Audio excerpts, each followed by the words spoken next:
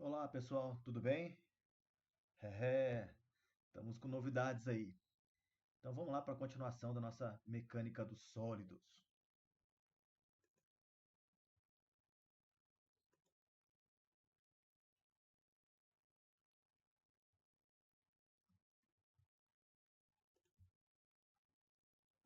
Então, hoje nós vamos trabalhar a questão vetorial. Então nós vamos trabalhar com vetores. E a primeira pergunta que vem, o que são vetores, né? O que é um vetor? Então, na verdade, isso é uma revisão, porque vocês já estudaram isso em álgebra, geometria analítica, provavelmente em física 1 também. É isso? Então, olha só, um vetor, ele possui três características, a gente não pode esquecer disso. A primeira característica nós vamos chamar de módulo, né? Ou também intensidade. O módulo, gente, basicamente é o número seguido da sua respectiva unidade. Tudo bem? Direção. Bom, direção podemos dizer que é uma referência, tá? Ou seja, podemos utilizar uma reta suporte para nos fornecer a direção. Podemos dizer que ele está na posição horizontal, vertical, não é isso? Podemos utilizar também como referência um plano cartesiano, tá? x, y, se for no plano, ou x, y, z no R3. E podemos também ter o ângulo como a nossa direção. Já o sentido é para onde está sendo apontado, para onde tem um apontamento da seta. Então, basicamente, módulo está aqui, ó, tamanho do vetor, número seguido da sua respectiva unidade. Direção vai ser quem? Direção está relacionada a uma referência, tudo bem? E o sentido para o apontamento da seta. Muito bem. Como é que você pode encontrar a representação de vetores? Você pode encontrar em negrito, você pode encontrar com letras maiúscula ou minúscula, apesar que a letra maiúscula é mais utilizada, com segmento de reta orientado sobre essa letra. Tá? Isso representa uma grandeza vetorial. Qual a diferença de uma grandeza vetorial para uma grandeza escalar? Uma grandeza escalar, por exemplo, temperatura. Eu digo que a temperatura é de 30 graus Celsius. Todo mundo sabe que é uma temperatura elevada, né? Pensando na ordem climática. Já uma grandeza vetorial, eu não posso utilizar somente o módulo. Eu preciso de mais características. Por isso que a gente tem três: módulo, direção e sentido. Ao fazer a comparação entre vetores, nós podemos dizer somente se dois vetores são iguais. Eu só posso fazer essa afirmação que dois vetores são iguais a partir do momento que eles têm o mesmo módulo, mesma direção e o mesmo sentido. Portanto, eu posso dizer que o vetor A é igual ao vetor B. Notem que as retas são paralelas. Retas suporte paralelas indicam que eles têm a mesma direção, eles têm o mesmo tamanho, portanto, eles têm o mesmo módulo. E ao observar o sentido, ou seja, eles têm o mesmo sentido, portanto, eu tenho a comparação entre vetores, posso afirmar que esses dois vetores são iguais.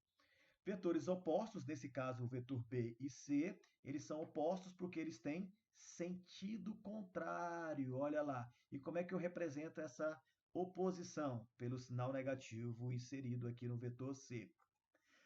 Além de mais, nós vamos fazer soma vetorial, né? Então, essa soma, lembrando que eu tenho que somar as três características: módulo, direção e sentido. Então, é muito importante. É por isso que eu sempre digo: 2 mais 2 depende, né? Se for uma soma escalar, são 4. A partir do momento que eu estou trabalhando com vetorial, depende da direção, depende do sentido desses vetores.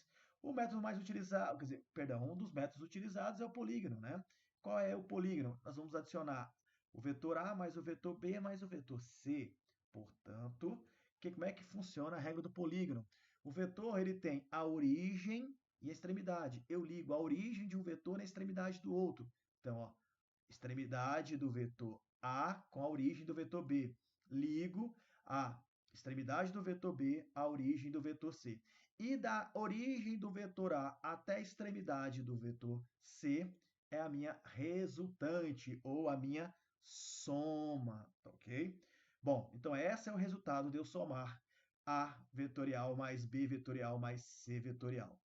A regra que a gente utiliza muito, agora sim é mais utilizada por nós, no nosso curso, nós vamos utilizar a regra do paralelogramo. O que implica na regra do paralelogramo? Quando eu pego dois segmentos de reta orientado, ou seja, dois vetores, e coloco origem com origem, entre esses segmentos de reta vai surgir um ângulo.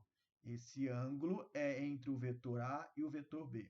Eu faço a projeção do vetor A mantendo a mesma direção, tá? Mantendo o mesmo módulo. Eu faço uma projeção através de uma reta paralela ao vetor A. Repito esse mesmo processo com o vetor, olha só, uma reta paralela ao vetor B. Com isso, eu formo um paralelogramo. A minha resultante, a minha soma, nada mais é do que da origem, onde estão os dois vetores, até onde se encontra as retas paralelas, ou seja, aquele vértice lá. Isso vai me dar a resultante, ou a soma. Na realidade, é como se eu pegasse esse vetor e colocasse ele na lateral aqui, ok? Essa resultante é dada por uma expressão matemática, a qual me diz que r ao quadrado é igual a ao quadrado mais b ao quadrado mais 2 vezes a vezes b vezes cosseno do ângulo. Que cosseno é esse? É o cosseno entre o ângulo A e o ângulo B, tá ok? Bom, essa regra do paralelogramo, ela tem casos particulares, tá? O que significa? Quando esse ângulo for de 0 grau, qual ângulo? O alfa. Ou seja, eles têm mesma direção e mesmo sentido. Qual é o módulo? Basta eu somar. Qual vai ser o sentido da resultante? O mesmo dos dois vetores. Segundo caso, quando eu tenho um ângulo de 180 graus. O que acontece? Então, eles vão ser o quê? Opostos. O que eu faço? Faço uma subtração para obter o módulo. Qual vai ser o sentido? O sentido vai ser do vetor maior, porque a direção é a mesma para ambos. Eles têm 180 graus, ou seja, eles têm a mesma direção. E o terceiro caso, é quando for 90 graus. Ou seja, se nós pensarmos no plano cartesiano, eles estão sobre o eixo x e o outro sobre o eixo y. Aplicaremos Pitágoras. Como é que seria isso? Então, a soma de dois vetores. Eu tenho lá x e y, os dois eixos. Vamos supor que eu tenho um vetor resultante no eixo x, tem outro vetor resultante no eixo y. Observe que ele tem um módulo, ele tem um tamanho, ele tem uma direção, ele tem um sentido, ok? Bom, qual vai ser a resultante? Como é que eu faço a resultante? Novamente, faço a projeção do vetor y na paralela, na extremidade do x. Faço uma paralela também do vetor x na extremidade do vetor y. Notem que eu formei aqui um paralelogramo. O que eu faço? Saio da origem. Onde é a origem? Onde está o zero. E vou até ao vértice. Com isso, eu tenho o meu vetor resultante. Lembrando que isso aqui é um vetor resultante. Ele tem que ter módulo. Módulo é número. Tenho que achar uma equação que me dê isso. A direção, tenho que ter um ângulo. Pronto, está lá a minha direção. Deverei calcular essa direção. E o sentido, só de representar graficamente já tem o meu sentido. Como é que eu calculo essa resultante, esse R? Pitágoras. Pitágoras me diz que a hipotenusa ao quadrado é igual à soma dos catetos ao quadrado. Já o meu ângulo, basta eu fazer pela função arco-tangente. Lembrando que tangente nada mais é do que cateto oposto sobre cateto adjacente. Portanto, nesse caso, nós temos fy sobre fx. Na sua calculadora, você fará a função tan elevado a menos 1. Tudo bem, pessoal? Bom, aqui vai a nível de sugestões, que nós precisamos conhecer a lei dos cossenos e as leis dos senos, então vale a pena você estudar um pouquinho isso aqui, porque será utilizado em alguns exercícios para resolução de vetores. Como é que eu faço a subtração de vetores? Bom, para você trabalhar com a subtração de vetores, basta você mudar o sentido do vetor que você quer subtrair. Por exemplo, A menos B, então eu inverto o sentido do vetor B, ok? Então ele fica negativo aqui, esse negativo, estou dizendo que eu estou mudando o sentido dele. E com isso eu resolvo normalmente como deveria ser, ok? Bom, nós temos o vetor, ele pode ser também feita a divisão pelo seu módulo, ao qual vai ter um vetor unitário. Esse vetor unitário ele é muito importante para nós, porque ele vai nos dar a direção. O módulo dele é 1, então ele não altera o resultado, mas ele me dá a direção. Isso é muito importante. Então, com isso, surgem os vetores unitários, I, J e K. Então, vale a pena a gente lembrar isso aqui. Uma das técnicas muito utilizadas que nós vamos fazer é a da decomposição vetorial. Então, o que nós temos na decomposição vetorial? Então, nós temos lá um vetor f qualquer, fazendo um ângulo θ com o eixo x. Lembrando, esse vetor f, ele vai ter uma componente sobre o eixo x, que eu vou chamar de f de x. Então, ele tem módulo, tem direção e tem um sentido. Então, módulo é uma equação. Como é que eu faço para calcular isso? Esse mesmo vetor também vai ter uma componente no eixo y. Por quê? Porque ele está entre os dois eixos. Então, obrigatoriamente, ele tem uma componente no eixo x e outra no eixo y. Diferentemente que quando eu tenho um vetor sobre um eixo, totalmente sobre um eixo, ele não tem componente em outro eixo, tá ok?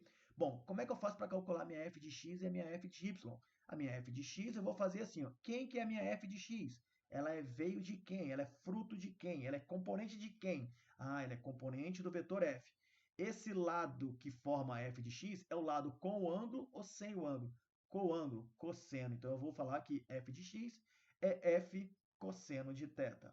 Já a minha f de y é componente do vetor f, portanto, será f vezes é o lado sem o ângulo, sem esse ângulo θ. Portanto, eu vou dizer que a minha f de y será igual a f vezes seno de θ. Você quer dizer o quê? Então, eu quero dizer para você que, para nós calcularmos as componentes de um vetor que está entre os eixos, basicamente eu uso seno e cosseno. O seno para qualquer ângulo, isso não muda, é sempre cateto oposto sobre hipotenusa. Já o cosseno para qualquer ângulo é cateto adjacente sobre hipotenusa. Bom, lembrando que o meu plano cartesiano não obrigatoriamente eu preciso colocar ele alinhado, né? Desde eu tenho que manter a perpendicularidade entre o eixo x e o eixo y. Isso é fato, tudo bem? De novamente aqui, eu também posso escrever o meu vetor f em função das componentes f de x e f de y, e eu posso representar essas componentes utilizando os meus vetores unitários. Então, eu tenho módulo, tenho direção e tenho sentido, que aqui é positivo. Então, eu tenho módulo, tenho direção e o sentido aqui é positivo. Ok? Vamos agora para um exemplo, para nós podermos aplicar o que a gente viu agora há pouco. Eu tenho dois vetores e eu preciso determinar a resultante. Então, o que eu preciso? Preciso de uma referência. Qual vai ser a nossa referência? Meu plano cartesiano. Ao inserir o plano cartesiano, notem que eu não tenho a direção do vetor Q com o eixo x. Muito menos eu tenho o vetor P com o eixo y também. Então, eu não consigo trabalhar desse jeito. Não posso chutar. O que a gente faz? Nós vamos deslocar mantendo a perpendicularidade dos eixo x e y. Então, eu reescrevo, né, novamente os vetores. Agora, olha só, o P eu coloquei em cima do, perdão, o meu vetor Q eu coloquei em cima do eixo x, e o meu P faz os 30 graus com o Q, que agora está sobre o eixo x. Pronto. O que eu tenho que fazer? Mudei de cor só para poder ficar mais didático. Esse meu vetor P, ele tem módulo 50, ele tem a direção de 30 graus com o eixo x e ele está apontando, lá o apontamento dele, se a gente usar a rosa dos ventos, nordeste, mas não há necessidade disso. Então, a gente está vendo lá para onde está apontando a seta, é o nosso sentido. Bom, o que eu vou fazer? Eu preciso decompor esse vetor P sobre o eixo x sobre o eixo y. Então, observem lá, vou fazer a projeção desse vetor P sobre o eixo x. Tenho essa componente, que eu vou chamar de P de x. Como é que eu calculo P de x? Está lá, o P de x é fruto de quem? Componente de quem? De P. É o lado com ângulo. Se é o lado com ângulo, cosseno de 30. Portanto, P de x, o meu P vale 50, cosseno de 30, 0,866. Logo, eu tenho um P de x igual a 43,3 newtons. Faço a projeção do mesmo vetor P sobre o eixo y. Por quê? Porque ele está entre os dois vetores. Obrigatoriamente, ele tem componentes nos dois eixos. Represento essa componente. Vou chamá-la de P de y. Quem é a minha P de y? Opa, minha P de y é uma componente de P e é o lado sem ângulo, portanto, seno de 30 graus. O meu P vale 50, seno de 30, 0,5. Eu tenho uma P de x igual a 25. Ou seja, eu tenho agora a componente em x e tenho a componente em y. É como se o P não existisse agora nesse momento, porque eu já tenho a componentes dele, não preciso utilizá-lo. Então, o que eu faço? A minha componente, olha lá, eu tiro, fico agora com 3 vetores. Entretanto, se você observar sobre o eixo X, o que nós temos agora? Tenho 2 vetores com a mesma direção e o mesmo sentido. Primeiro caso que nós vimos, o que eu faço? Então, olha só, substituo P de x pelo valor numérico, pelo módulo dele, 43,3 newton. O que eu faço agora? Vou substituir o quê? Vou somar esses 2 vetores. Entretanto, para poder manter, eu vou substituir também o meu P de y. E agora, o que eu faço? Então, agora no eixo x, eu vou somar o eixo x. Olha lá. Então, é como se eu tirasse aqueles 2 vetores, mantenho a mesma direção, mesmo sentido dos dois. E quanto que vale esse vetor? 73 newtons. Pronto. E agora, o que nós vamos fazer agora? Olha só, terceiro caso. Eu tenho um vetor sobre o eixo x, que vale 73 newtons. Tenho um outro vetor sobre o eixo y, 75 newtons. O que a gente faz? Projeto o vetor, nesse caso azul, na extremidade do vermelho. Projeto o vermelho na extremidade do vetor azul. Tenho agora aqui meu paralelogramo. A minha resultante vai sair da origem e vai até o vértice. Olha lá, é a minha resultante. Se nós trouxermos esse vetor azul para cá, para o lado direito, nós temos um triângulo retângulo. A nossa resultante é a hipotenusa. O que eu faço? Aplico Pitágoras. R ao quadrado vai ser igual a f de x ao quadrado mais f de y ao quadrado. Quem é a minha f de x? A minha f de x é o 73,3 newton. Quem que é a minha f de y? 25 newton. Levo o quadrado. O r está ao quadrado, passa para o lado de cá, raiz quadrada. Ao fazer as operações matemáticas, nós encontramos 77,446 newtons. Isso é módulo. Qual é a direção? Tenho que calcular o ângulo. Basta eu fazer arco tangente. Arco tangente de quem? Cateto oposto, 25 newtons, sobre cateto adjacente, 73,3 newtons. Portanto, eu tenho um ângulo de 18,83 graus. Ok? E, Denis, e o sentido? Está aqui o apontamento da seta. Tudo bem, pessoal?